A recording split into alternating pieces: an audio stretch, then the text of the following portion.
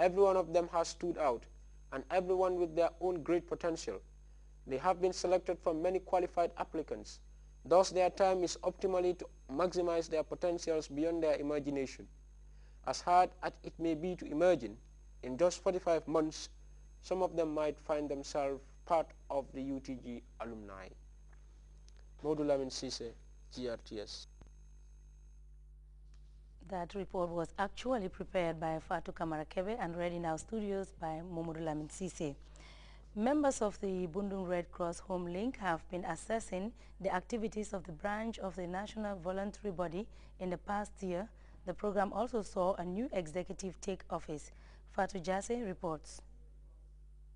Red Cross Link, one of the strongest and oldest Red Cross links in the Kanifi Municipal Branch of the Gambia Red Cross Society, recently converged for the annual scrutiny of their activity reports and financial statements.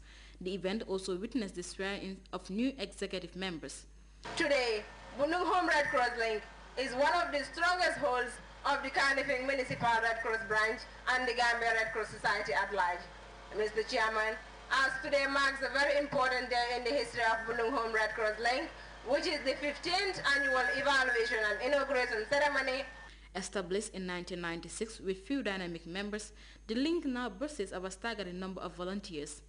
And in its quest to alleviate human suffering through the power of humanity, the team continues to engage in many humanitarian activities. A detailed account of the link's 2011 activities was revealed by the chairperson of the link. Series of activities were listed and almost all went successfully. Among them was a visit to board members, which was observed by the executive members on the 23rd of January 2011.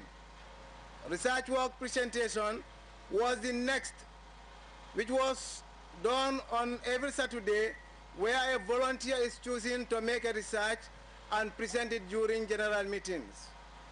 Breaking down the expenditures of the link during the year under review, the Financial Secretary, Maimuna Senghor, blamed the global economic crunch as one of those factors hampering the performance of the voluntary body, and at a time when the world is grappling with destructions caused by both natural and man-made catastrophes. The need for more humanitarian assistance could not be more urgent. Allowance drama team $700, Bunfarakam 9,200, Islamic conference and iftar $3,917, transportation $261, communication cost $800. The need for parents to encourage and support their children to partake in noble enterprises championed by the Red Cross was hammered home by Rohingyai. Because if you look at you participate in health, in education, entertainment, social support, religious aspect, you are in everywhere. And once a youth get a foundation like that, obviously the body mass of that building as a youth will be strong and beautiful. That is why I've always described Red Cross as an industry that is manufacturing and is continuing to manufacture many tools to conquer many destiny wars. Halifa Saleh reminded the volunteers about their duties and commitment to the cause of humanity, something they pledged never to forget as embedded in their anthem. So here what I am emphasizing is that we can never be volunteers, we can never find the volunteer in ourselves unless we discover our humanity. The Bundung Home Red Cross is one of the 54 links in the Kanifi municipality, striving to alleviate human suffering. The sense of courage and solidarity being shown by the group to others has been described by observers as remarkable. For GRTS News, I am Fatou Jassi. You can also follow that story and other GRTS programs live on our website at www.grts.gm. There you can also monitor GRTS Radio Live. We'll take our first break. Stay tuned.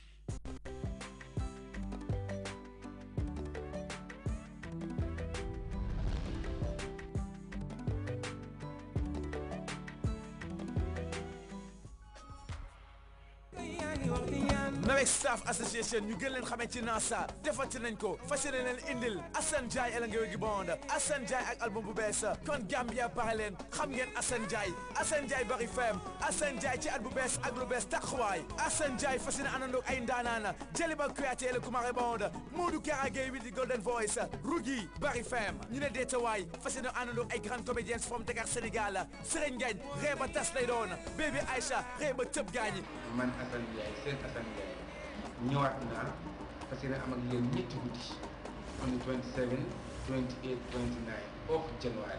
Friday 27 January 2012 gala dina lay doon te Sénégambia tickets $1,000 Saturday 28 January 2012 dance te Teranga Beach ticket ñu fas yéene laaj rek $300 Assane Ndiaye ne faw ñu tàggatoo Assane Ndiaye mu ne daal ci at bu bees li ma leen di indil beneen affaire lay doon Sunday 29 January 2012 big show ci Dream Park xale ñu leen laaj $100 mag ñi nag $200 tekkalo Assane Ndiaye koñ gaañi mir mango Assane Ndiaye ci Gambia dafay neex.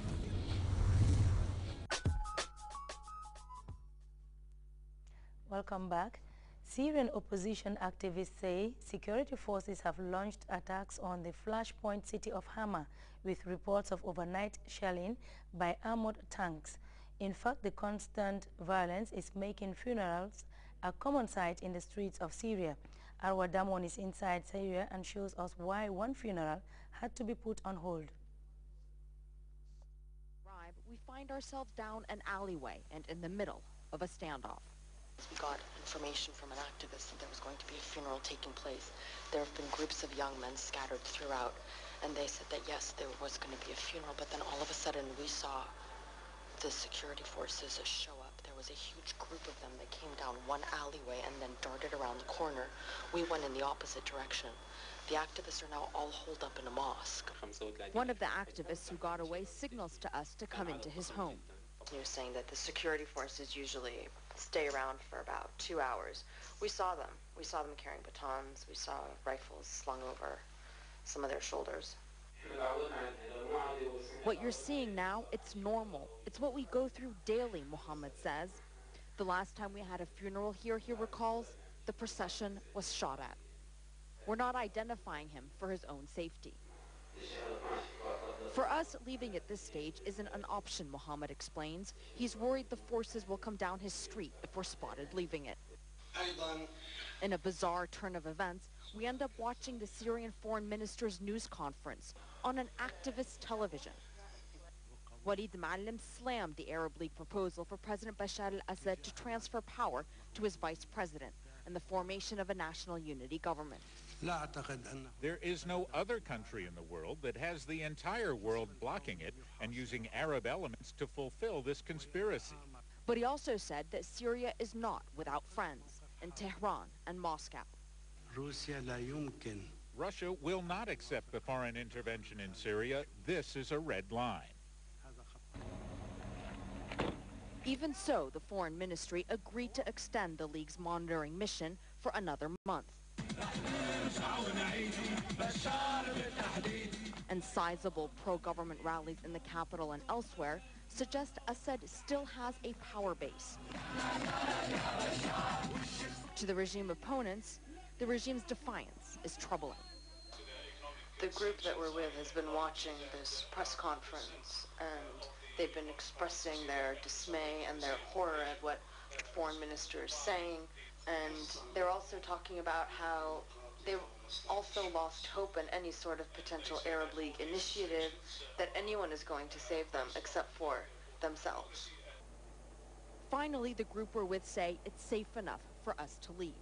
There was no funeral on this day, and they don't know when it will take place. Arwa Damon, CNN, Damascus. And before we go, a reminder of our headlines. Vice President Jai Sedi has challenged the judiciary to sustain ongoing efforts seeking to further improve justice delivery and administration. United Nations staff and government officials have gathered for a two-pronged event that saw participants reviewed the United Nations Development Assistance Framework 2007 to 2012 and the unveiling of its successor. Syrian authorities have resorted to clamping down on funerals in their attempts to crush